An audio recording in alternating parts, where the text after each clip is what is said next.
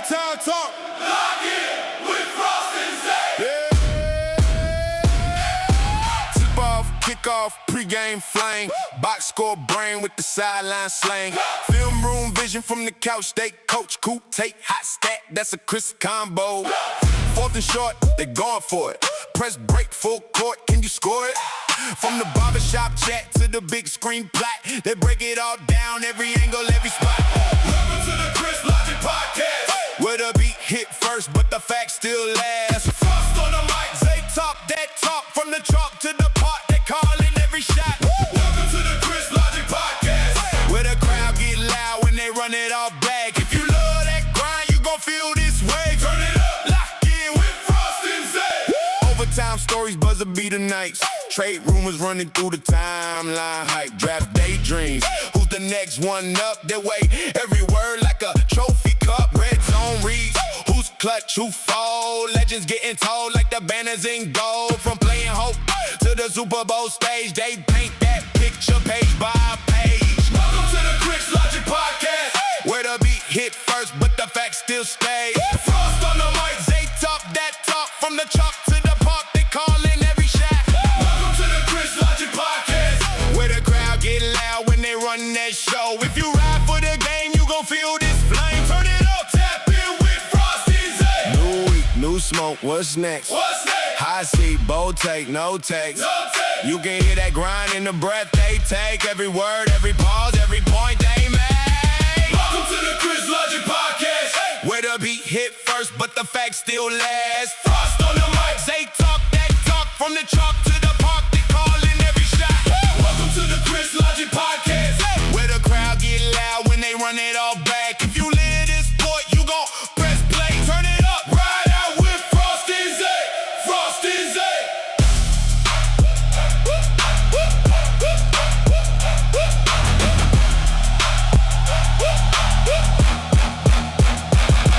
Turn it up.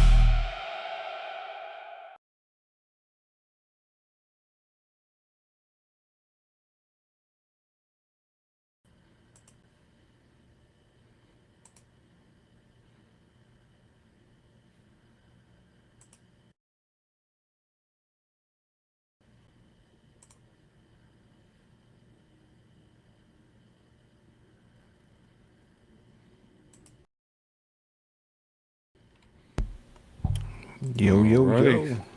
Ladies and gentlemen, what's good? I ain't gonna lie, bro. Every time I hear that anthem, bro, I'm just like, it's game time. It's go time, man. You gotta make it a movement. You feel And me? if it's go time, that means it's show time. And when it's show time, that means it is another live episode of the Chris Logic Podcast. Your boys are back with episode number 60. Co-pilot, how we feeling today, brother? Oh, we good, man. For real frosty. Real frosty, real icy. I should say real icy. Definitely, icy for sure. Hey, y'all sure already know what we here to talk about, man. We got some stuff to discuss today, but I'd like to welcome y'all because this is a special edition, episode number 60, because we are 60 for 60 and talking about the new kings of the NBA fully on display currently. And then, obviously, outside of the basketball talk, man, we got to talk about the Big 3 album release from last week by Sir Drake, and how there's just, like, a lot of people just might not understood what was really done here, man. But nonetheless, man, we are ready to rock and roll. As always, be sure to like, follow, and subscribe to your boys on all social media platforms as well. And, so you got anything for the people, man, before we get it cracking? And now it's episode 60, as he said. Little 60 piece. Little 60 piece for your head, not Crody. So, so you know what we on. Brother. But nah, I say we get right into it. Get the people what they want. You know, let people enjoy they Cavs tonight, game 2 of the finals. We gonna touch on that, you know. Yeah, So we no gonna jump into doubt. that, but No doubt. segment two. So No doubt, man. Be We patient with us. definitely got some stuff to talk about, but before we talk about the latest and the greatest with the Eastern and Western Conference Finals featuring Cavs, Knicks on the East, and the new rivalry that is blossoming before our eyes between the Thunder and the Spurs in the West, we got to talk about a particular issue that popped up in I'm feeling some type of way about it, but we got to discuss it. Opening segment here. If you have not been paying attention, the Dallas Mavericks are pretty much now officially have hit the reset button with the new hire of the new president of basketball operations, Masai Ujiri. He basically is coming in on Alonzo Harris time and basically saying, I'm putting cases on all you. Just so whoever was attached to that egregious Luka Doncic trade, you are gone. Dallas has officially hit the reset button by shockingly parting ways with now former head coach Jason Kidd. Man, they hit the reset button on these guys, man, and yeah, it's gonna be interesting to see who he brings in as the replacement to Sir J. Kidd to take over now at the helm. A lot of questions, man, a lot of uncertainty. But one thing about Masai Ujiri, he knows how to build a contender, as he did so in Toronto in the midst of and he got his ring in when the window was wide open, to capitalize on it. But is that your thoughts, man? J Kidd out in Dallas, man. Right move, panic button. How we feeling about that? I wouldn't say it's a panic button, but I wouldn't say it's the right move either. I feel he was the right coach for Cooper Flag, and I guess you could say he's collateral damage. Like, I don't think he had any say in that Luka trade. You can't. To me, in my opinion, Kidd just got them. They're 2 years removed from an Western Conference Finals appearance, and then you trade away. Right, you trade away his team, as he knows it, gives them rookies and say, "Hey, make it work." Look at him like Smokey's mom, like, "Hey, make it enough." Make it enough, basically. And did what he's supposed to do with development of Coop, and it wasn't enough. But one man's trash is another man's treasure. So I do not expect Kidd to be a free agent coach long. So. Nah, I agree, man. Like, I just don't think it was the right move considering how recently he proved that he can coach a legit contender. I mean, we all know how flawed that Mavericks team was that did get to the finals and unfortunately lost to the I think that was to the Celtics that they lost to in the finals, if I remember correctly. Yep. So yeah, man. I mean, that was a flawed roster, but I mean, it just showed the greatness of his coaching, the greatness of Luka Doncic and Kyrie Irving being able to elevate that team, man. But it just seemed like year after year, man, it was just like reduction after reduction, and then you make the crazy trade, unloading Luka and not necessarily exploring what could have, what could have been the maximum potential of like return on investment at that point. So it's one of those like, was he really the problem even this past year? I mean, no, you unload Anthony Davis relatively early in the season, so you Cooper Flags out there with a bunch of different personalities, no true like veteran leadership on that roster at that point. Kyrie Irving pretty much missed all of last season, so we really just don't know. And I hate that people are pointing to his record, and I'm just like, man, like that's just not fair, bro. Like, the guy didn't have like the full deck of cards to work with, and again, on his watch, you traded away basically like the franchise. You traded away, a top 5 NBA player. You know what I mean? The MVP candidate, global superstar in Luka Doncic, and you expect him first team all NBA scoring champ this year. Like you saw what a motivated Luka Doncic could do. Yeah, you sold the farm.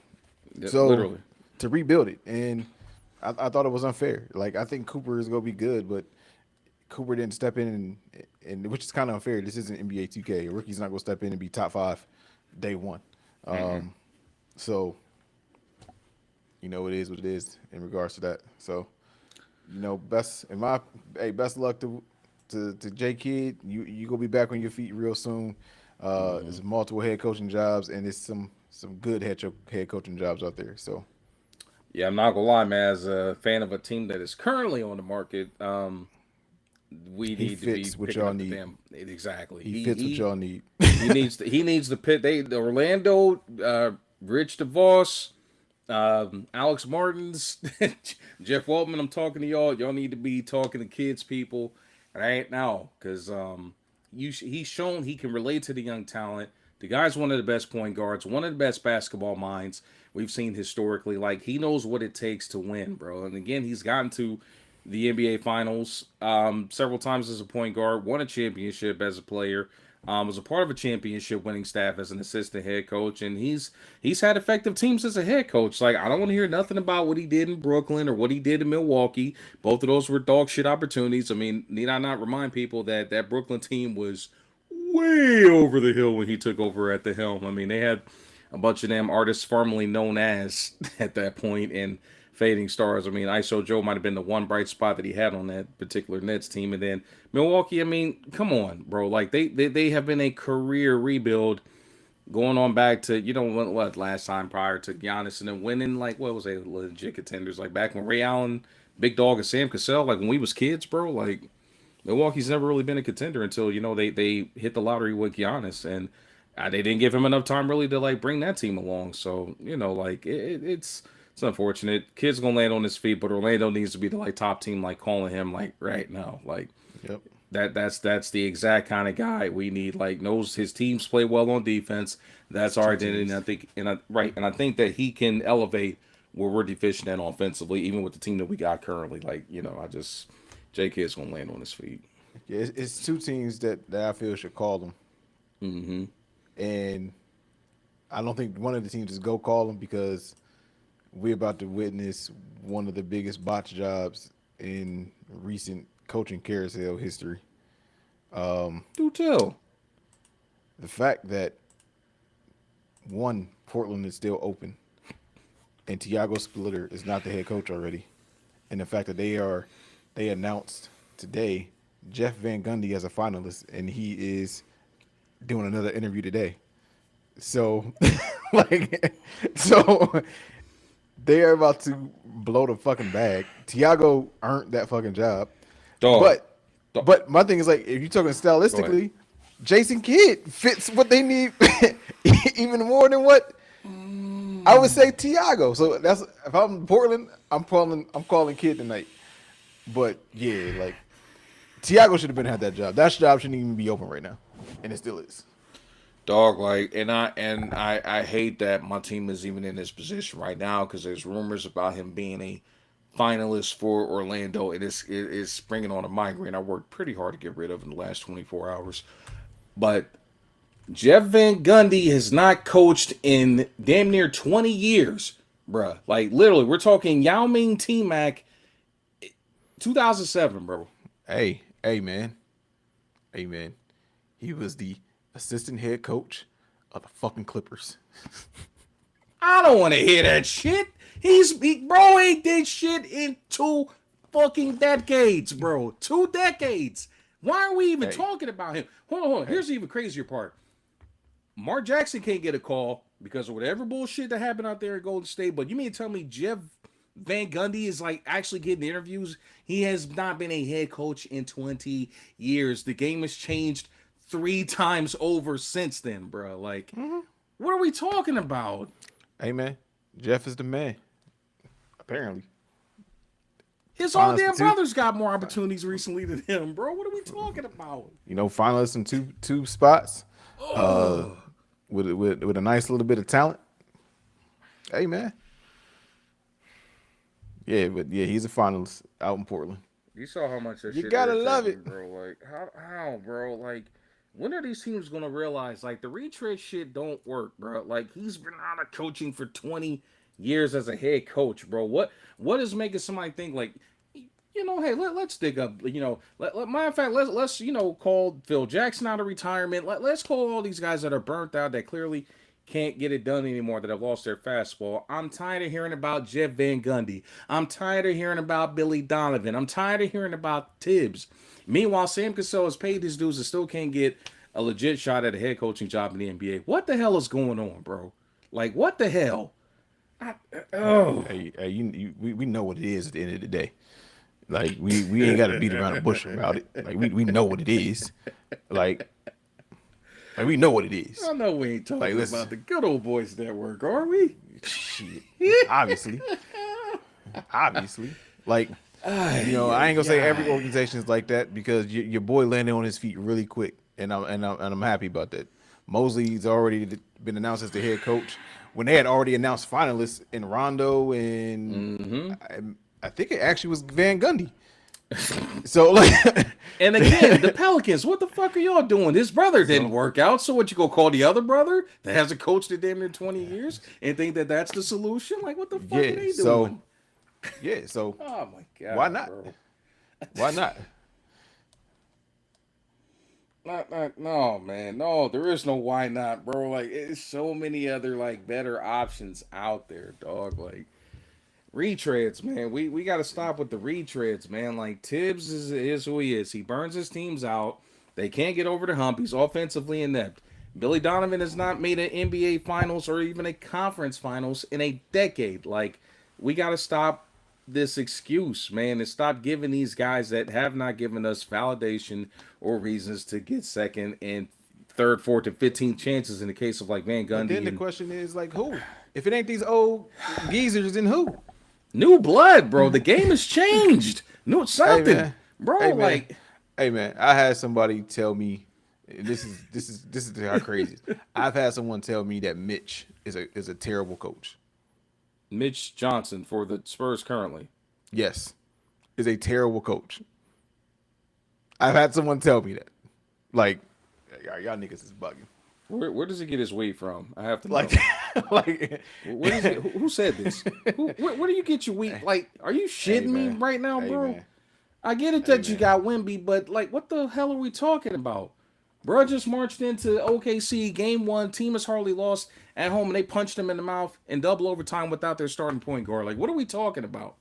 What are we talking about? They are light years ahead of schedule on a rebuild in the top of the Western Conference, and they're the one team. That rebuild's done. That's what I'm saying. Technically, like clockwise, they're supposed to be. They here. in a rebuild. Like, and they're here. And like the attitude, like the attitude now. that they approach the game is crazy out there in San Antonio. Like, we gonna get into it, but nigga, Yeah, man. Castle, look, I don't know if Shea met him in the locker room and said, "Hey man, I'm gonna take your bitch on a trip," but every single time he tried it, every opportunity he get the boom on Shea, he going for it. And I mean, reckless abandon. Like, Yeah, the way he caught hot Isaiah last I'm night. about to say Hartenstein called Shay's bullets, bro. I don't give a damn what nobody say, bro. Shit. He got Oh him with a man. crazy body last night. I'm just like, Jesus. That made me forget about that Jamal Cain over Jalen Duran real quick. I said, ooh. Like, Toe tag, nigga. Body bag. Toe tag and a body bag. We talking about. We're done here.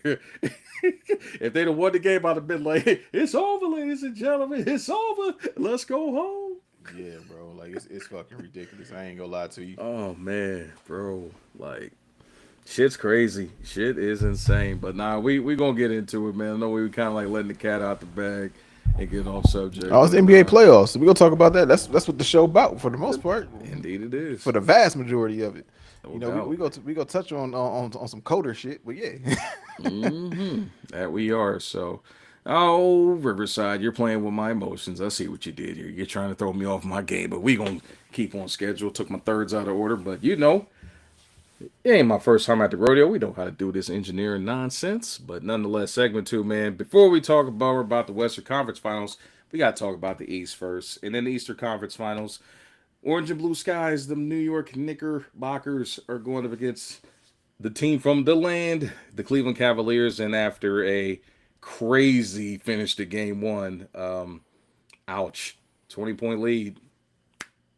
Going just like that in the fourth 22 quarter. point lead with 7 minutes left in the ball game. And yeah, like, bro, like, what? WTF? Like, what the hell? Like, Knicks basically stole game one, which they should have lost that game as quiet as it's kept. But, you know, all I'm going to say is, you know what we got to talk about, right?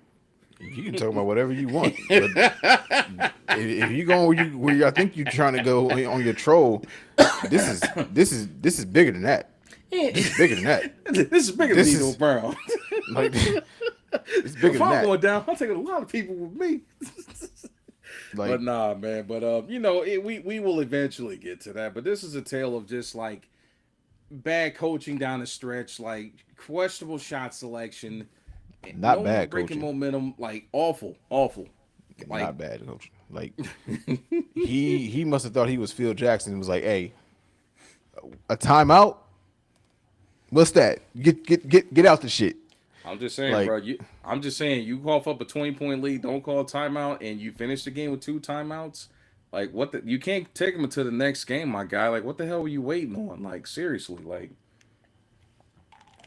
But no, as much as I want to reach for the low hanging fruit and talk about, the Knicks and Mike Brown talking about, yeah, we were targeting James Harden. I mean, that's one thing. You could do that. It's been happening all Harden's career, bro. Like we know that he is not defense is not in the top 5 of what his resume states as far as like his player traits goes. We know this. My question is, does Kenny Atkinson know this? Because how the hell do you not call a timeout to break that damn momentum or figure something else out and let them erase a 22-point lead in less than 7 minutes left? My second question is, what the hell happened to Donovan Mitchell? How the hell does he not shoot the ball for the final 8 minutes of that game when your lead is clearly evaporating at the same damn time? Like, make it make sense. Like, what's going on? I know he was hobbled, a little bit, but they drawing up picking pops and had 3 straight possessions with Evan Mobley shooting threes. I'm like Evan can shoot them, but that's not his game. That's not his game. That's not your guards, your 2 guys is who's supposed to be like dictating what the hell goes on. That's what you brought Harden in for, to take the pressure off of Spider and being able to do that plus facilitate. Like, help me understand that here. You got 2 all-star guards, and both of those guys are capable of creating their own shot. Mobley is not. What are we doing? Yeah, That makes sense. To me, at what point do you call the timeout? Like, I don't know where this Max Strus allure of him being like a defender comes from. Like, he can shoot it, he can rebound a little bit, but him being a defender, people are like, oh, they should have called a timeout and brought in Max. Like, no, like, it's someone that played a top 3 guard very well last series to help you win that in Dean Wade. When do you bring him in? When do you bring your 6'7" athletic wing defender Tyson in? At what point do you bring them in? Like, it's not about scoring at this point. Now it's about stopping the bleeding, because Brunson got into his bag. You shut Brunson down for 3.5 quarters, in essence. Like, and then didn't just let him get into his bag in the fourth in overtime. Mm-hmm. Ridiculous, unacceptable. Can't happen. Or another thought, and maybe we need to go back to the first series, when the Knicks actually looked like mortals, and see what the Atlanta Hawks did that, worked for a hot second. Jalen Brunson's cooking you on offense. Guess what you might want to try, cook his your ass. Put pressure on the guy. Make him become a 2-way player at that point. You know what I mean? Like, you have to.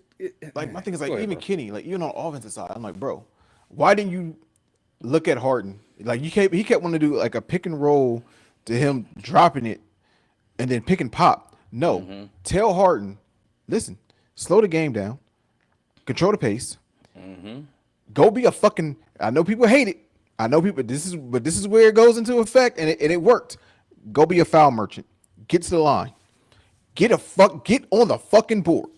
Slow the game down. Force them to make a fucking play on defense, and he didn't do it. Give your chance for your defense to get reset, right? Like, come on, bro. This shit is ridiculous. I've only coached Little League, but I can say I got a ring. I ain't get a ring, but I got a championship off the shit. Like, they don't get rings out, but I got a championship. Like, I feel that. Like, nigga, like, I know that. I'm on the couch and I know that. Like, Kenny, what are you doing? So, because you watch three and a half quarters, you watch that game, even in group text, it's, Cleveland is a top to bottom, probably a better fucking team right now. And then 7.5 minutes, it all went away. Like that. Disgusting. The Knicks look like they were mortals for a hot second, but yeah, man. Like I said, man, as much as I how much I was chomping at the bit to be, oh man, James Harden, bro, disappear. And I can't saddle him with the total blame. I mean, we know who he is. He is not a defender. Teams are gonna find ways to try to like get him on switches and all that stuff. This is coming, bro. Like you know that. Honestly, it's pick your poison because we know Spider's like not a top tier defender. He's a smaller guard, which hurts his, defensive capabilities as far as like making an impact. But this is coming. Because my thing is like, why don't y'all do like you said with Brunson? Why don't y'all do the exact same thing? Brunson, all they did was whoever he wanted, that too was coming. Their man was coming to set the screen, and we forcing the switch. Yep. Make Brunson switch on off. Like Brunson can't really guard Spider or Harden. Put his ass on the island. Put his ass on the island.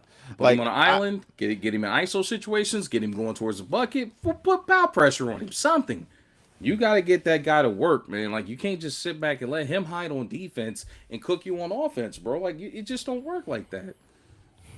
That's ridiculous. Like, hey, what do we know? Like, I can't disrespect Brunson. Like, I just don't get how he gets off.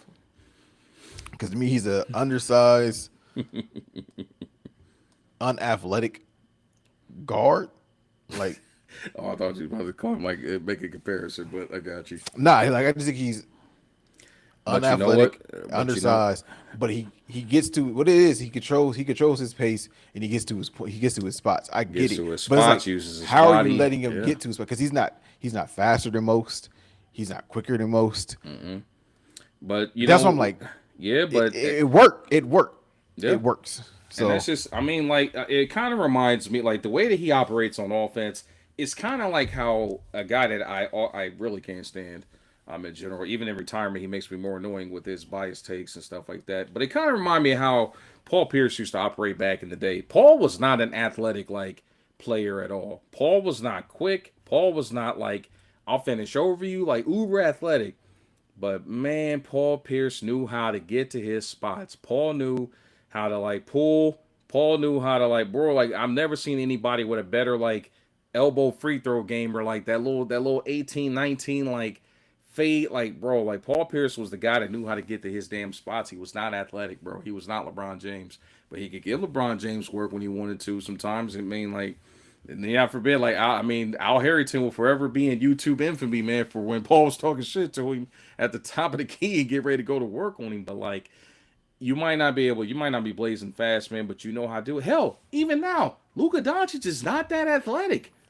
He's really not. But Luka just knows how to. But at least he has the size. Like he's bigger he's traditionally bigger, so like he still has that. Brunson's 6'2". Like he's getting defended by 6'8" niggas that have the length advantage on him. Pause. Like, and he still get his shit off. Like that's what I don't get. Like. Yeah. Because like even with K isn't fast, like super fast. He controls his pace, but he's 6'6". Right. He's bigger than most guards. Luka's 6'7". He's bigger than most guards. And he's stronger than most guards, so he can still get his shit off. Brunson is like a 1980s, 90s guard who will put you on his hip, give you straight YMCA buckets, and be like, deal with it, nigga. Like, deal with it, nigga. Pretty much, bro. He definitely got that old head game at the wide head. You know what I'm saying? Like, done blew his knee out, bad, can't run, can't jump, but like just, you know what I'm saying? Get on the floor, throw them bows, man. He know how to use his body, you know? Swung his body. Swung his body this way. This way.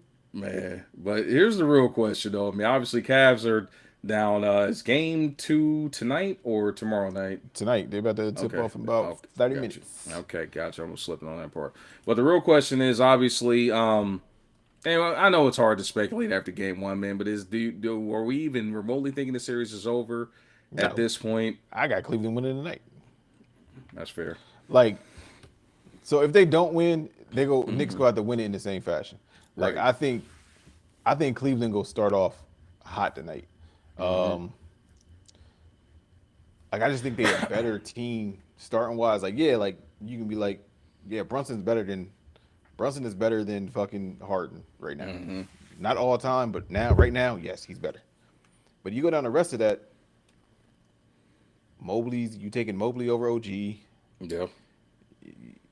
You take Cat over Allen, but also that depends on what the makeup of the team is.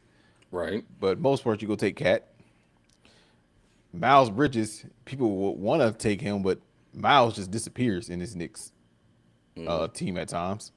And Hart is just literally his last name. He is Hart. Like Sure, dude. like more heart than skill. But Hey, man, put some respect on my boy's name, man. oh nah, he a former Laker. I fuck with it. Like it Okay. ain't too many 6'5" power forwards. Like Crazy, bro. And, So- the dude, and the thing, this dude was a point guard when he got to college, but became a 6'5" power forward in the NBA, which is insane to me. But like he like averaged 7.5, 8 rebounds. He like he a Swiss Army knife. He just does a little bit of everything. So literally.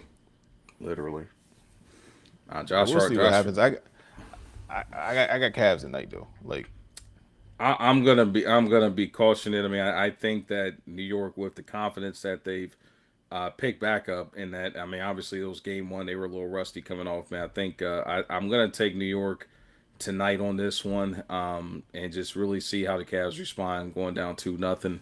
Seems like they kind of need that wake up call, man, to like really lock the hell in and get that extra motivation. Not to mention, I don't know what's going on with Spider. Like, again, little gimpy. Obviously that's there will be treatment that's gonna be done, but I got to see how that all progresses in his series as well. And they got to find a way to get my man some buckets down the stretch. So, but forecasting here, do you think the Knicks are in finals form just yet, or do you think that there's a chance that they could still lose this series? I think they're gonna come out the East, but I think whoever come out the West is winning it. Like the championship is really being played right now in the Western Conference Final. Because I don't know any team in the East, either one of these teams that can beat either two of them teams. Man, Like they're the two best teams in basketball, and they playing like it too. Like And that's dog the thing, fights, like, they yeah, playing man. like it. Like so. I mean, both. The thing is, like, both the irony of like that series, which as we're talking about, we might as well go ahead and get ready to switch it on over and transition into that Western Conference Finals, Spurs versus Thunder.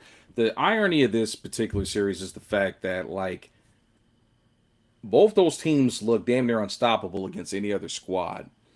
But both these teams, when matched up, they can make the other look vulnerable. More so, the Spurs making the Thunder look more vulnerable because of like the matchup problems and the fact that as much as we were given problem. right, 4-1 versus them in the season this year.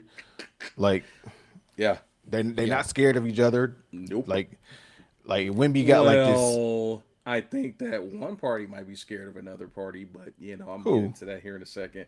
I am wondering where the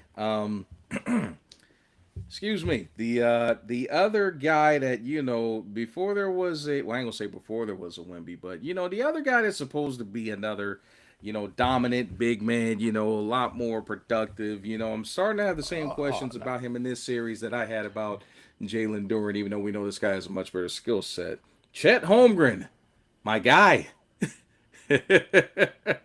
You have to be the hero that Gotham needs. We don't need you to be Robin, my guy. I need you to be Nightwing, like his brother.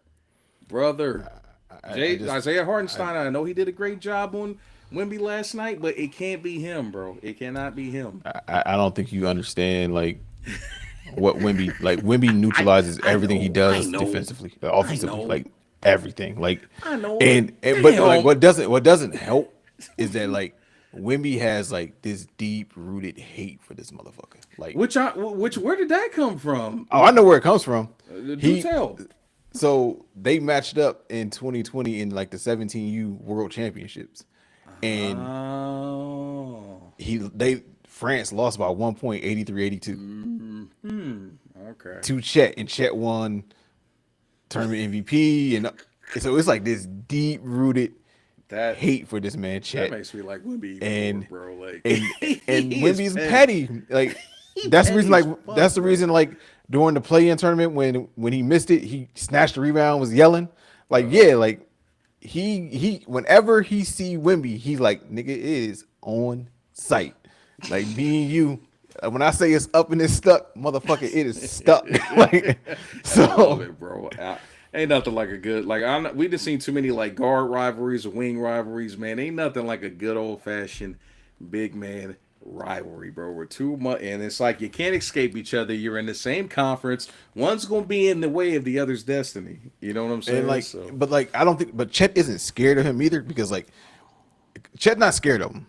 Like, but Chet can't do any. No, he's not scared of him. He's definitely not scared of him. I don't. If you think he's scared of him, I don't think you know what the definition of scared is. But Wemby's just better than the nigga. Like, but but Chet isn't like when Chet sent his shit to the third row.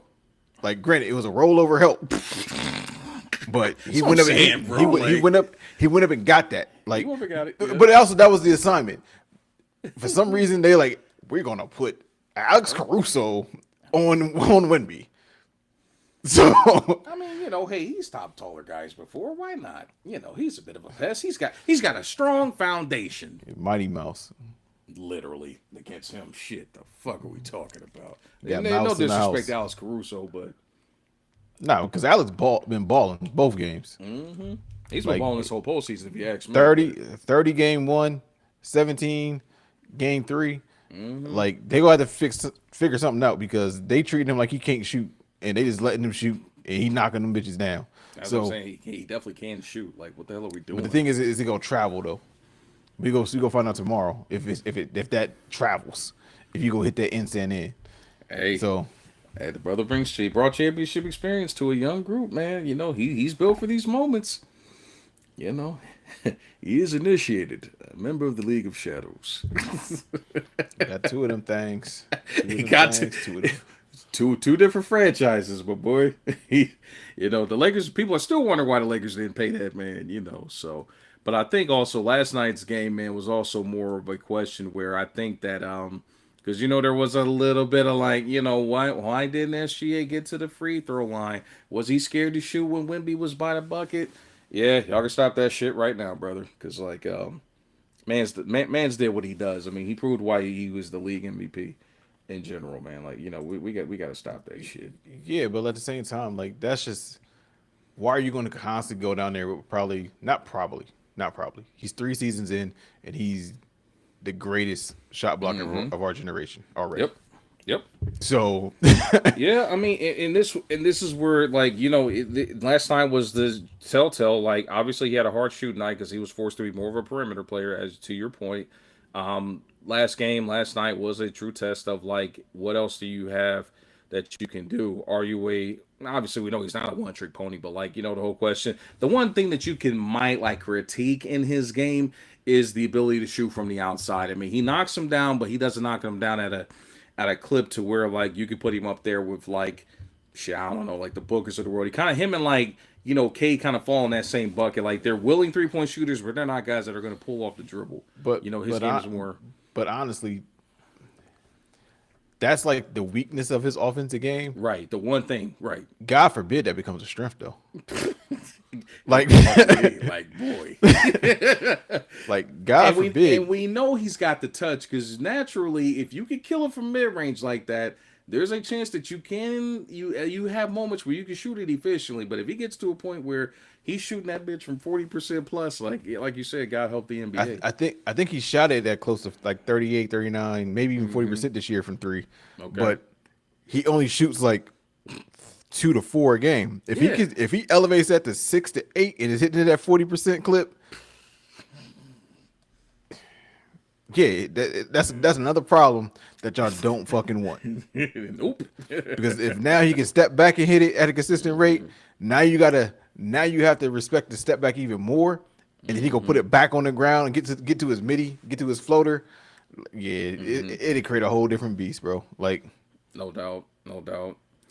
Yeah, I mean, it's definitely. I just don't want to see that because I think the guy's damn near illegal right now with his ability to like get to the free throw line and can just absolutely control the game from mid range. Whether it's like, you know, fading over people, whether it's like, you know, little, you know, bow into like, you know what I'm saying, little chicken wing. Yeah, that he never fully extends. Like, well, that's offensive. He got to extend it. Like, if I give you this and you go flying, like, I didn't extend. You know, and he does it and elevates, like. He moved, but that's just how fucking fast that dude is, bro. Like, for him to be that tall, like that fucking like quick, bro, to be able to get that shit off, man, like, He's on a different level. Now he proved it last night, man. Nice little 30 piece with 9 dimes, man. Again, doing whatever the team needs to 30 win. piece with a couple biscuits and some sides. Right? And I know everybody's like, the instant reaction to this. Well, Isaiah Hardenstein, he had a double and he slowed down Wemby, and I'm like you said with your boy Caruso, we're gonna see if it travels. Because me, it's at home, you're comfortable, Because are we forgetting what happened game one? Like game one, he was unplayable. We played 12 minutes. Mm-hmm. And Wemby had 30 and 24. Actually, I think 38 and 40, 24. 41 and 24. Like, so. Barbecue chicken alert. And he followed up game two being slowed down with 21 and 17. Right. So he about to go to San Antonio with the home crowd, another 30 and 20. Another 30. At least 30 and 15 is the men. This coming tomorrow night. And that's why I said, bro, Chet's got to be the hero the Gotham needs, buddy, because they gonna need Chet. But like bro. I was saying earlier, though, we saying everything Wemby this, Wemby that, Wemby this, Wemby that, Wemby that. Hey, we also got to look at them other two wings they got, them young Bulls, because Harper, Which I'm and worried about him coming off game 2, but go ahead. we're gonna see what happens. He's questionable, but so Fox has to come back. So one of them has to be available and play game 3. Yep. But I'm talking long term, and just Harper on said, "Hey, the moment ain't too big. I'm fucking here. I've arrived. I ain't my older brother. I was Don't going get to it say, fucking bro, twisted." Because why Ron Senior catching bullets, bro? Saying he gave the wrong son the name, bro. Like, so because I'm just like, geez, Louise, and then Bro, like, man.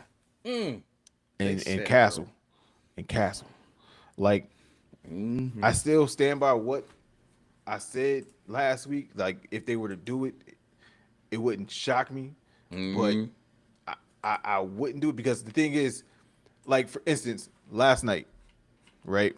If that trade was to happen last night, Jalen doesn't have the turnovers that he has last night that leads to that loss. Jalen still has the offensive output and the rebounds, and you add a better defender, so they probably win. But long term, yeah, like Castle gonna be nasty. He's such a freak athlete. Like he on caught 3 bodies already, and we 2 games in. Like so more to come. So No doubt. Definitely got a lot more basketball left to be played for sure. Series is of course tied up at this point. Are you ready to make a pick as to who you think is going to win this series? I picked OKC. Like, you sticking with OKC? Yeah, I'm sticking with him. Like, Okay. I think San Antonio is one. I think they're 1 year away because they're 2 years ahead of schedule. Yeah. So, like, God damn, bro. They- That's scary, like, bro. I think Harper has developed. He's come to life and he's come to form in this postseason. Yep. Right. So that's good going into the next year. But him developing as quick as he did in this postseason is now creating an issue that I don't think they were ready for. And I've low-key mentioned it. They're going to have to make a fucking decision with Fox. Like, Fox is going to have to be the odd man out. Unless they want to go to a 3-guard system, which I don't like. Nah. So, Fox is going to have to be the one out. But if Fox go, you have to somehow bring in a 4. That's the only thing that you can do. Like, and the thing is, like, you don't want to give another team in the West Fox. Also true. Because the person that would complement them and the way that they play is in the West. And then I don't know if you want to give it, in this situation, that running mate this fucking, like, if they could somehow get Nas to put along Wemby, my boy. But the thing is, like, do you want to give Ant Fox? Like, that's the caveat of it. Like, do you want to give Ant Fox? So I think if you take Mike Conley in that deal, we know Mike Conley probably about. but Conley will work because Yeah. they need a veteran voice. That's what So I'm saying. Like you bring back Conley in return, that could help. But like, sheesh, God bless America. like the trade will work, not straight up. Like, you have to be picks involved because value to value, like Fox, you don't give up for Nas. But like, Right. if you added like Nas to that mix, and you kept Harper, Castle, Nas, you go Harper, Castle, Vassell, Nas, Wemby. Yep. You're probably not beating that, man. Like, you're probably not beating that. Probably not beating that, brother. Like, Probably not beating it, bro. Nah, definitely going to be interesting, man. But nah, I concur with your assessment, man. Like, this is definitely like the NBA, like the real NBA Finals now. There's no disrespect to the Knicks or the Cavs, but this is our NBA Finals, like right here, bro. And it's going to be like that for a minute. That's why if you were any team in the Western Conference right now, like, take a damn good look, because this is what y'all got to deal with, and these fools ain't even hit their prime yet, man. Like, OKC's still loaded with draft compensation, probably looking at most likely kicking the tires on moving J-Dub out, especially with the injury issues and all that. But If I was him, that motherfucker be gone. They got 2 first-round picks. Hey, man, I appreciate you helping us getting one and being on the roster for the second. Go be prosperous and be the man somewhere else, like, because we moving on from you, like, man. And what also showed me, I don't know if AJ's ready to start the last 2 games. Yeah, that's what it also showed me. So if it meant you trading, because let's just say the draft is going. We see, AJ go off the board. Boozer go off the board. A-Cuff go off the board because he should go round 3. And say we get to around 5 with Chicago. If you went, hey, man, buddy from North Carolina still on the board. Talking about Caleb? Yep. Wouldn't you at least call him and see, like, hey, if we give you J-Dub and I'll throw in one of these first for Caleb Wilson to add a 6'11" wing that can run the floor with what they got there already, I entertain it. Like, if I'm Presti, I'm doing it. And Chicago look at it like, I'm getting a proven guy, but if he's healthy, he's an all-star. And then I still get Giddey. Yeah. But yep, you still got Giddey, who they have a history together.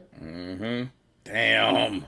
You know what I'm saying? Like, it's entertaining because then you also add another first-round pick to the back end of that because Chicago needs a lot of fucking pieces. So it's intriguing enough to Chicago to be like, I gotta at least listen to it. But if I'm OKC, I'd make the call to see what they go.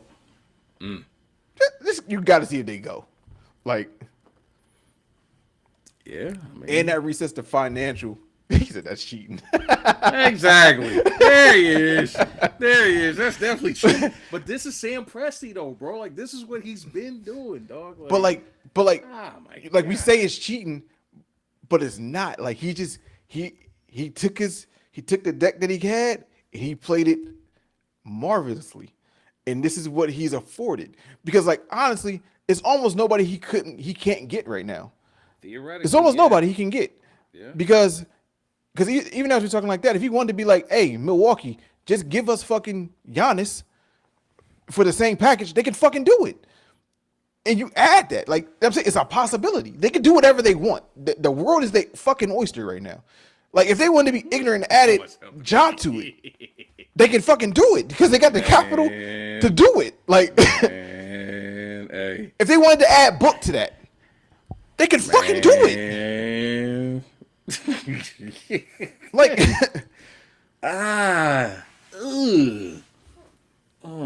the opportunity, like, whatever they want to do, they can do.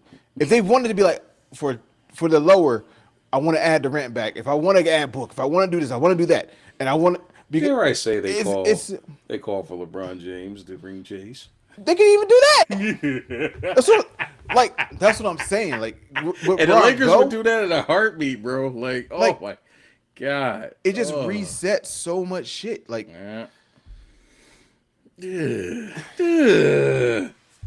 Presti the greatest GM for a reason. He's the fucking greatest for a fucking bro. reason. Like, so, god, like for a reason, bro. It's not about help. It's not about how much help do they need. Like, because no one wins a ring on their own. Yep. So it's always about retooling. If I can, so it's basically I'm thinking of using like the Belichick approach. I'm gonna get rid of you 1 to 2 years before you over that hill. So if I can unload Williams down, who's coming off an injury, while the stock is still high, and reload it for either younger or win now for like a Giannis or a Book, because like even if you wanted to add Book, they get younger. Phoenix gets younger with Jay Will. It gives them the 3.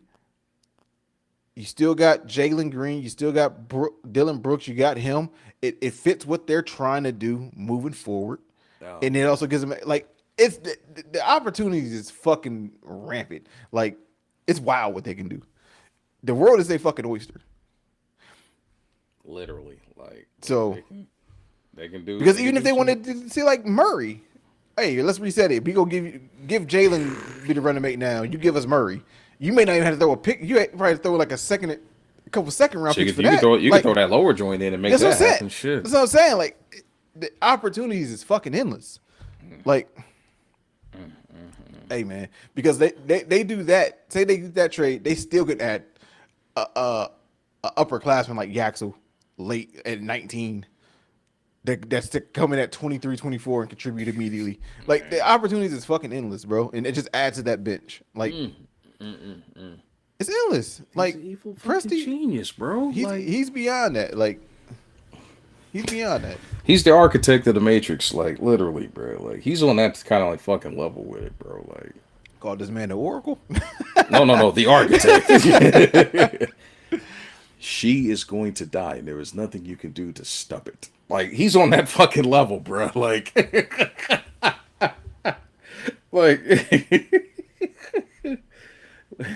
this is the 5th time that we have sacked Zion. We have become increasingly efficient at doing it. Like, he's on that fucking level, bro. Like, that's what I said, bro. I said it before they even got the ring, bro. Like, he's the best fucking general manager ever. How in the hell they reload this fucking fast after losing 3 Hall of Famers for, like, next to nothing? And man. Fuck. Because you lose 3 Hall of Famers for next to nothing. And you trade Paul George for every fucking thing, bro. But even like before you get your hands on Paul George, like you find that. Well, let me backtrack just a smidge. I'm still gonna say he had his little agent playing in Orlando, Rob Hennigan. Orlando Magic fans should remember that name distinctively. He had his little buddy down there in Orlando, fucking our franchise up. He swindles us into taking that damn deal for Serge Ibaka. And they get Victor Oladipo and Domantas Sabonis only for him to flip those 2 for Paul George. And Paul George becoming the golden ticket that eventually jumpstarts this damn rebuild. And obviously, you got to do right by Russ. You unload Russ at the perfect fucking time. Get more draft compensation. Like, bro. Like, and in the midst of all that shit, you get SGA in the midst of all those damn picks. Oh, my God. Like, bro they flipped PG for SGA and 5 first-round picks? 5 first-round picks and 8 total, bro. 8 total. Like in SGA. And SGA. That's what and SGA. So it can make sense, man. Like, every time I think about it, bro. And look how beautifully that shit's aged well. They still sitting on draft picks. Paul George is, slowly. Meanwhile, SGA just won the damn league MVP and is defending his crown. And right here. He out there like Usher. Type shit. Like, man, like, bro. Nah, man. If anybody's got a legit argument against Sam Presti, bro, we ready to debate that shit for hours. Period, bro. Like, I don't care who you call off, bro. Danny Ainge, I don't give a damn who you throw out there. Jerry Krause, like, God rest his soul. I don't Krause is care. probably the only one because at the end of the day he got two three-peats. He had Like two so, three-peats, but he also benefited from one of the best contract briberies in history. but who brokered that deal? Him. He So did. he get credit for that. He understood. He understood how good Pippen was and was like, hey, I'm gonna come to you early and I'm gonna give you a 10-year deal to lock you in at this rate so I can get everybody else. Because I know how hungry you are for this bread. You can call it predatory, you call it what you want. It's a smart business move, bro. And he did it. Like, And the thing is, even Jerry Reinsdorf even told Scotty, like, hey, we're gonna get this done. Don't come back asking for more, regardless. But they knew what the writing on the wall was. They seen it. Like, hey, we gonna pay you now, and don't you dare fucking come back for more. It's almost like in the negotiation room, Krause looked over to the corner and he just seen Dr. Strange over there like this.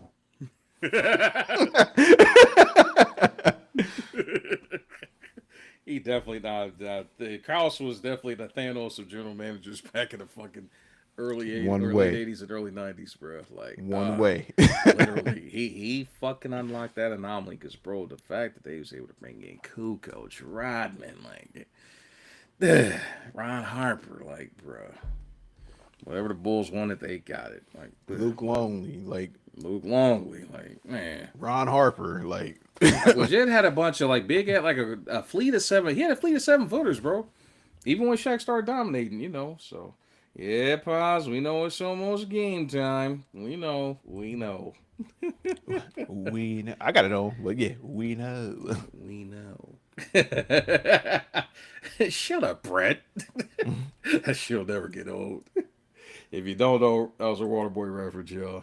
But speaking of water boys, we're going to talk about what happens when water reaches sub-zero temperatures or falls below 33 degrees. It reaches freezing level. When it reaches freezing level, that means things get a little icy. And speaking of icy, it's time to talk about the triple drop from a week ago. Drake dropping the 3 albums here on the People. And I got to admit, I did not see that coming. Like, man. Crazy. I didn't see the 3 coming. I didn't see the 3 to the head coming. I seen the fire that Iceman could dab it. Like I said it last week. Like, look, there's one thing I want from it. I want rapping, and that's what we got on Iceman. I gotta admit, Bars. this brother took care of every corner of his fan base, bro. Like, you needed bars, you got Iceman. You need songs for the ladies, you got Maid of Honour. You need something for the for a combination, a little bit of everything sauce, you know what I'm saying? I still can't pronounce the shit, but Habibti. You know what I'm saying? Like, you got a little bit of everything, man. Pick your poison. So Sir Drizzy, man, if you haven't been paying attention, man, drop the 3 first time we ever seen some shit like that. Drop 3 albums. Iceman, Habibti, and Maid of Honour, all right after midnight last weekend. Let's just say, for some of us, man, music had us in the chokehold. Others, there was the false accusations being thrown out there about the album being mid, and of course, the haters will have their day saying that the albums were trash and Trash. They're mid. They're mid, You bro. can't rap. Man, skippables, son. Man, skippables. Iceman was mid. The other two was trash. Iceman is almost no skips. Straight up. Go ahead, Cook, my boy. Your thoughts. Iceman almost no skips. Habibti is growing on me. The R&B joint, like the more and more I listen to it, I liked everything the first playthrough. So I actually stayed up. Okay. Till 3:00 in the morning, listening to all 3 when they first dropped. That's straight crazy. Through. So I listened to them all, and it was all cool. After the first one, I was like, yeah, Iceman raps. That's gonna be my go-to. No doubt. Then Habibti with the R&B, and I was like, Maid of Honour with the dancing. Basically, it's like an extension of Honestly Nevermind, which I fuck with.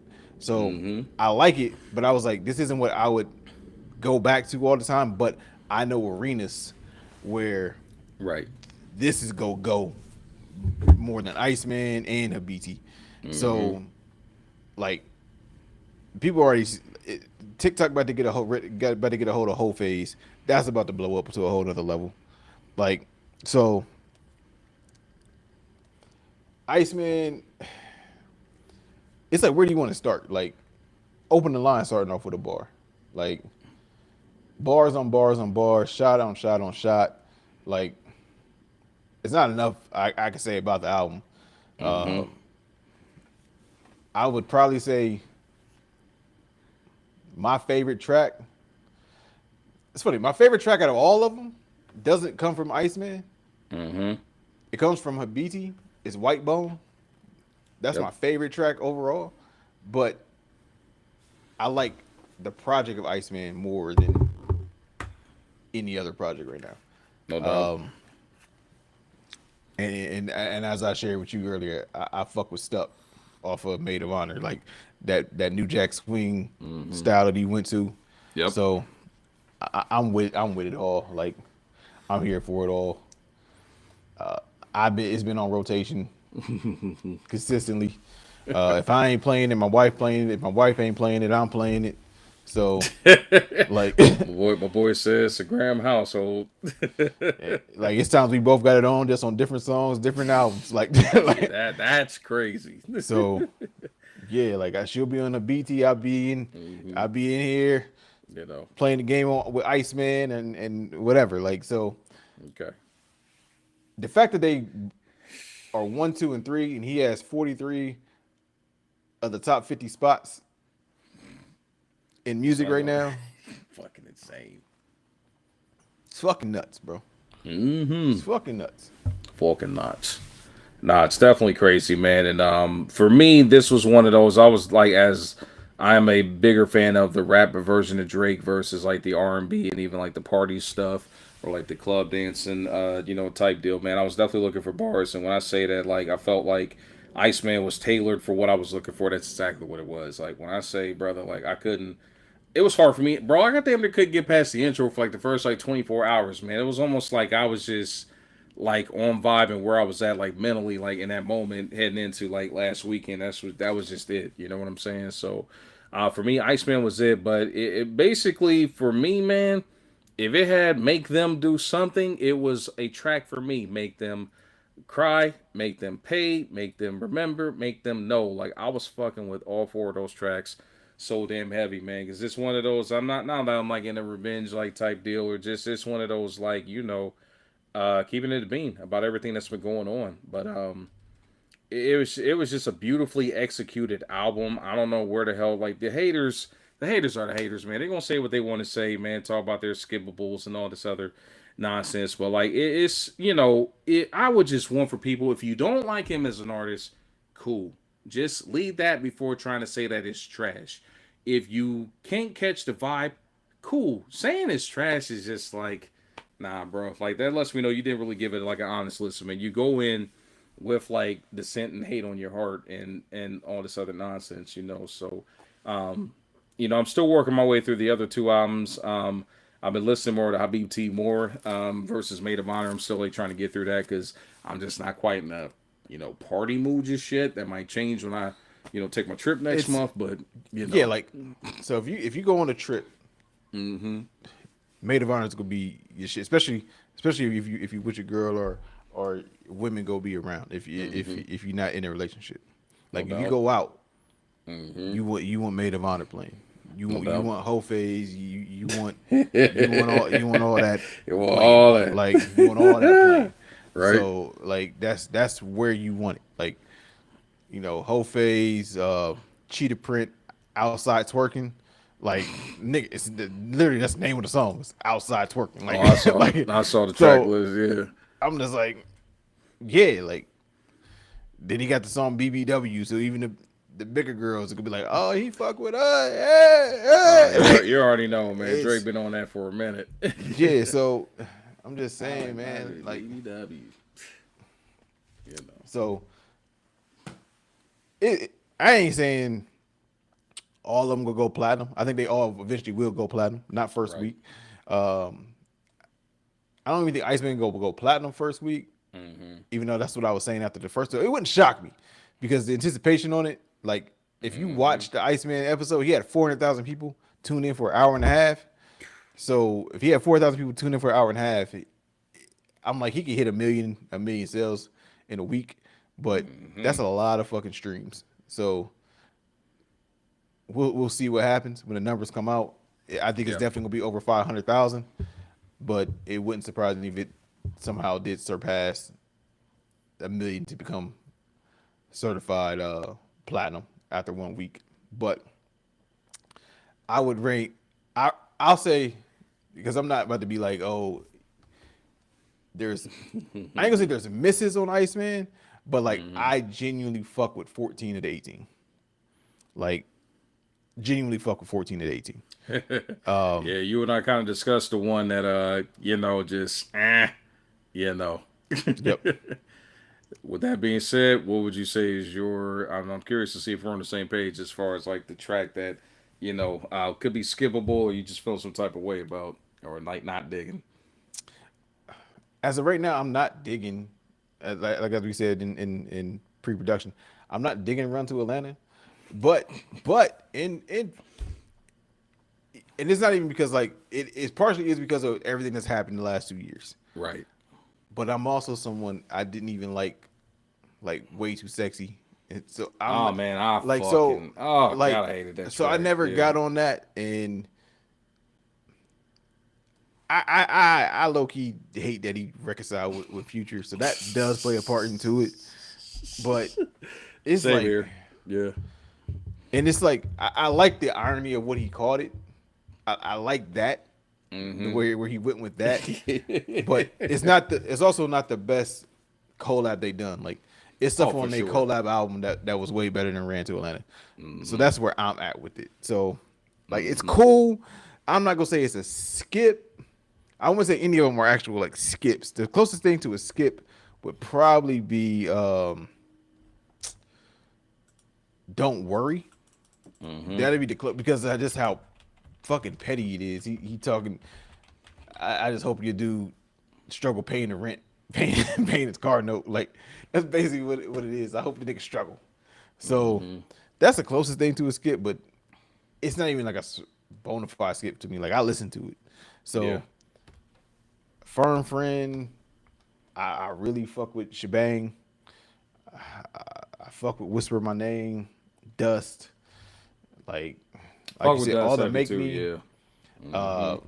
Plot Twist, I fuck with that. Plot Twist, that was the one. I was bro, it's like one that I ain't listened to like since last weekend, but Plot Twist was so fucking like, man, like, especially with it coming back after like, what did I miss? I'm like, I see what you did there, brother.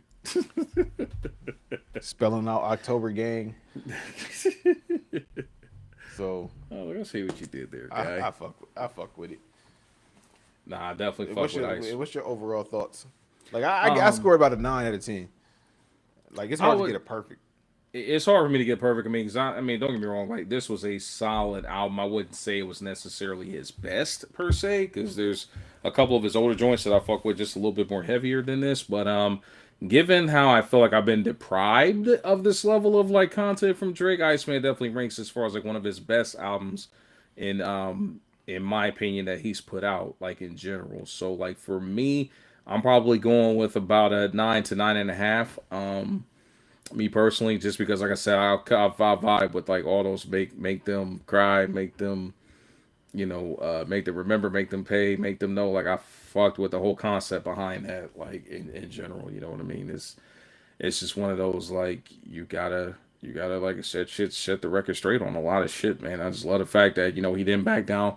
Going after anybody that, essentially like, threw shots, took shade, did some shady shit, with all that. So like, and just real clever with the way he set all that shit up, man. Definitely fuck with Iceman like heavy. My professional like opinion on the others, again, I still got to work through Maid of Honour. Probably see myself like getting more into that like later on in the summer, once things slow down at work and I ain't working as much and shit, which, I don't want that to happen, but, this will be able to like vibe with it. But Habibti, I definitely was messing with. I'm probably about halfway through that. Definitely digging WNBA and like the whole concept of that album in general. So Solid work, man. Beautifully done. Definitely one hell of a way to get back into like, the mainstream, especially without having an official album release. I love the fact that they relisted What Did I Miss on Iceman as well too. It was like I remember reading some comments. People was like, "Man, it's like, why am I listening to this? Like I just heard it. Like I've been like respinning that shit for the past like year like crazy. I like So the fact he put National Treasure on there too. So mm-hmm. because he released like the snippet of that. Mm-hmm. That beat is so crazy. So Yeah, I'm happy. I'm happy he put that on there. So and that was another thing, man. Production was fucking fire on this shit, man. Like I said, I'm only really getting on him for one thing, and that's just with Make Them Cry, man. Should let that fucking first beat ride longer, man. I was just like, oh, bruh, you're killing me, man. You know what I'm saying? Like a 16 with that, like that ain't enough, man. That ain't enough. hey, like not enough. I get what you're saying, but I was fine with it because It was still a dope track. There's 4 switches. Mm-hmm. 4 switches on that joint altogether. Yeah, Don't get me wrong. It didn't take nothing away from it. That's just what I've liked to have seen because the shits was still fire, But that's like my only like true critique is like you gotta let that one was just too fucking fire. You gotta let that one ride more. But I feel you. it is what it is. So now I'm definitely looking forward to getting more spins in, with that as well, and seeing how the rest of it ages, man, for sure. So. Definitely looking forward to more of that. Before we get out of here, though, there's been talks out there as far as which ones will age the best, and did he overdo it? Do you think in any way, shape, or form that this was like too much at once, or do you think that this is just him operating on like a different level as far as like against like what the conventional formula would tell you when it comes to like album releases? I think it was a strategy. Okay. I think it has something to do with it's either to break a record, Yep. or to get out of the deal. It's one of the two. It wasn't about proving anything. It's one of those two. It's a reason behind the 3 albums, right? Okay. So that's where I'm at with it. It's a reason behind it, and we just got to understand what that reason is. Yeah. So we'll find out here later. But I'm hearing like that got him out the deal, and he has private equity deals that's rumored to be around 1.5 to $2 billion.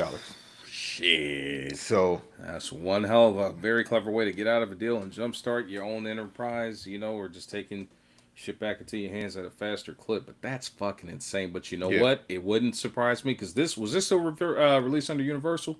yep, So, all under their own IP. They're their own. Each album is a registered album. yeah. So I think it was a strategy, not just Considering the recent history with him and Universal, it makes sense. Yep. Are we surprised? No. Like Drake is And very if- calculated. And Like, if he's not that's an the idiot. case, that is a beautiful fucking way to like get out of a damn deal, man. That's some next level shit. You just do what I do. Don't prolong it. Don't what I'm saying? Don't go through the torture and the pressure and all the extra shit. Hey, take care of everybody. Get the streets what they need. Get the ladies what they need. Get the clubs and the summertime folk what they need. So now going about it that rate, then I definitely think the overdoing it piece is off the table. But that's a very key piece of it. If y'all don't understand what we're alluding to necessarily, obviously there was the lawsuit that took place, which everybody keeps saying, oh, he was suing, Kendrick, where it was more of like him actually, going after the label for the way that last diss track was like produced essentially. So, but again, how do you break out of a 3-album deal? By just dropping them all at once. Beautifully executed. This guy, what the hell, man? What did I miss? Literally. Yeah, that was definitely a major pun intended, bro. You gotta own that, man. You be missing opportunities, my boy. Same way you was talking to our boy Sir Rutherford, man, and he was talking about I see you in the playoffs. You should have been right there timing it. Like, what's that? Did playoffs? Talk about playoffs? Kidding me? Playoffs? You're kidding me? I just hope you win another game. But nah, man, what's going on, my boy, man? Yeah, I'm like, yeah, you a little tardy, man. But I know you're working the second gig this week. I know you had to get in that monyan. You know what I'm saying? So we appreciate you tapping in. We all out here trying to get this money on. Got to, man. You see the cost of gas? Jesus Christ. Bruh. So- Bruh. Bro, hey, it's crazy that you mentioned that. So, peep game. I know we're going way off subject. So, obviously, folks know I'm in the car game. I sell cars for a living, right? I cannot tell you how many casualties I've seen with folks jumping out of these premium cars that require premium gas, 8 cylinders. They getting took up top for 120 plus on a fill up, rolling negative. Like, bro, I thought it was about to be like, man, gas about to go up, shit about to be tough out here. No, it's been the exact opposite, bro. Like, people are not playing with getting out of these fucking premium gas, Bro. fuel. $5 a gallon. Like, sheesh. Oh, you was off today. You ain't got no excuse not to be here since conception of the show. Yeah, really? Run the errands. Yeah, okay, get ready to move on. Okay, all right. Still no excuse for that. Nah. I-10 by 10, my guy. I-10 by 10. We gotta be on the I-10 by 10. Crazy work. I'm like, you supposed to be the third man in the team. Where were you at? Where was your antennas? Type shit. But unfortunately, Money, you have joined us because at the worst possible time, because for the first time in forever, man, I think we are at the end of the show here, ladies and gentlemen. Record timing, man. But no, didn't have a whole lot to dump, man. Again, it was like right straight to the point. Talk a little bit of basketball, talk a little bit of Drake and music and all that. And playoffs is here. You know, we in Ohio. Cavs is on. Knicks is on. That's why I'm pretty sure that our Paz ain't talking. He out of here. I was gonna say because I was like, bro, chat a little quiet today. I'm like, but you know, as soon as I thought about it, I said, you know, we Ohio based, you know, and all of our peoples, man, you know, they usually will be tapping in and keeping us going and trolling and all that stuff. Nah, hella quiet today, man. Hella quiet. Cavs up 6, 17-11. 6, yeah. So you said damn near 4. Damn near 4. I wish it was like, $4 here, brother. Like we damn near 5 here. Like it was 5 for a second. 5. Like, yeah. And I dodged that shit. That shit did get up to like 506. I said, motherfuckers, what the hell's going on here, brother? What the hell? What the hell? And bro, I remember like when that shit first happened, bro. Like I remember I pulled out the bar, man. I was like, I mean, I wasn't like fucked up, but I was like, you know, I had a couple of rounds, you know, it was a little buzz going or whatnot. I stopped at the gas station by my bar, and that shit read $4.99. I said, what the fuck? And I thought it was just that gas station. What the hell? What the hell? No.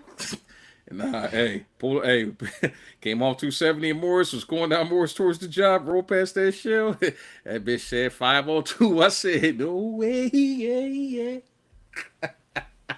It's ridiculous out here, bro. Shit's insane, it's getting ridiculous out here, guys. It's getting ridiculous. Man. Getting pretty fucking ridiculous. So, but nah, y'all, man, we definitely about to get up out of here, man, and go pay these bills and catch up on this here basketball. But again, it's been another fun episode with y'all. Appreciate y'all tuning in.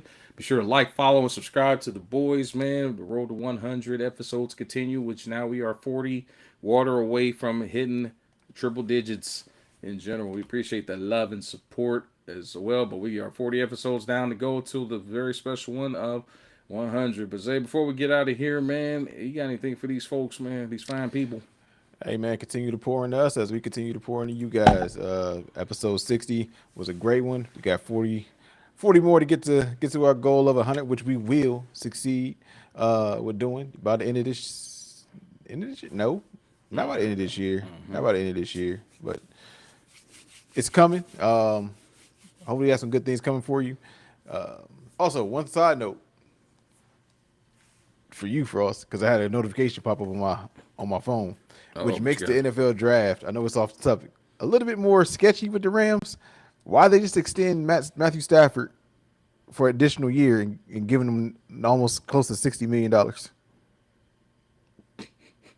I don't get it, bro. I don't get it. You should just wouldn't have got him a weapon, bro. You should have wouldn't have got him a weapon. I don't get it. It reminds me eerily of how the Packers were operating when they still had Rodgers.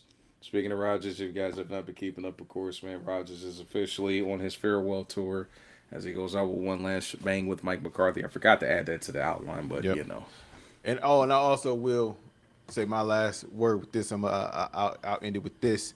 I know we don't talk about this sport in NASCAR, but I want to send my condolences to the Kyle Busch family with him passing away today at the young age of 41. So from the Chris Logic podcast, condolences out to the Bush family today. Definitely, man. Much prayer and comfort during this unexpected and difficult time. Again, it just goes to show, man, life's short, man. 41 years, you could have it all, man, and it could just be your time to not be here. So definitely, man, prayers for peace and comfort to the Kyle Busch family and friends, and also for the NASCAR community as well. We definitely don't talk about that particular sport enough, but we definitely keep our ears tuned to the media. So definitely, rest in peace to him as well. So, here go Pops again. And we both said that. Yeah, y'all did say that. That was part of my that was part of the mock. I was like, they need to give me Sadiq. Like, them re-signing him makes no sense now. Like, extending him an additional year makes no sense now. Packers 2.0. Literally, Pack Attack 2.0. So, but nonetheless, y'all, we're going to get out of here, man. Catch these games, man. And we are going to catch y'all next Thursday for the 61st episode of the Chris Logic podcast. We appreciate the love and support from everybody. Keep tuning in and keep showing your love and support, man. And we are going to get back at y'all next week with another fresh episode. This has been your boys live with Frost and Zay. Y'all be safe. And prayers and blessings for all of us at this gas pump because we need it, people. Bad. Yes, sir. But y'all be safe out there, man. We're going to holler at y'all in the next episode. Peace. Peace.